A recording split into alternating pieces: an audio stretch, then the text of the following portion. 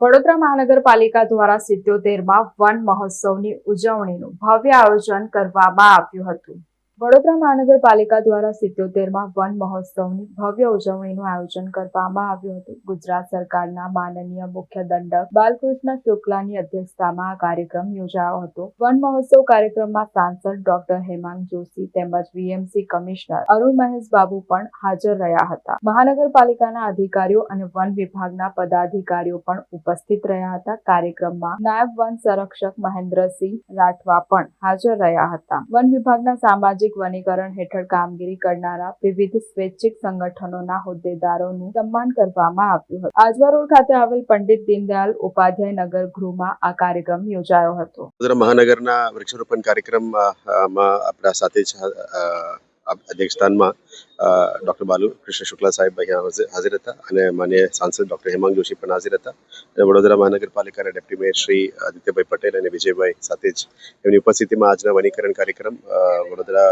જિલ્લાના વનીકરણ વિભાગ દ્વારા કરવામાં આવ્યું છે. એ ખુશીની માહોલ છે કે વડોદરા શહેરમાં 70% થી 21% સુધી ટ્રી કવરને લઈ જવા માટે અત્યારે પહેલ જે વડોદરા મહાનગરપાલિકા અને ફોરેસ્ટ ડિપાર્ટમેન્ટની સંયુક્ત ઉપક્રમે કરવામાં આવી રહ્યા છે. આવનારા દિવસોમાં આપ જોઈ શકો છો કે મિશન 2.5 મિલિયન ટ્રીઝમાં અમે 1.7 મિલિયન ટ્રીઝ પહોંચી ગયા છે. બાકી 0.8 મિલિયનનું અમે અત્યારે ટાર્ગેટ લઈ રહ્યા છે.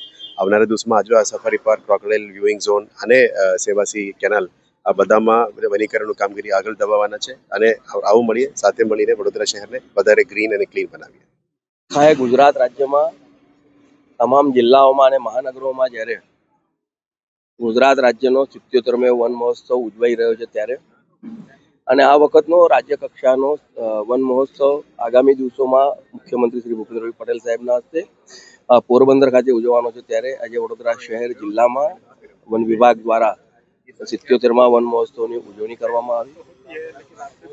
ખૂબ મોટી સંખ્યામાં બાળકો અને સમાજસેવી સંસ્થાઓ ઉપસ્થિત હતા.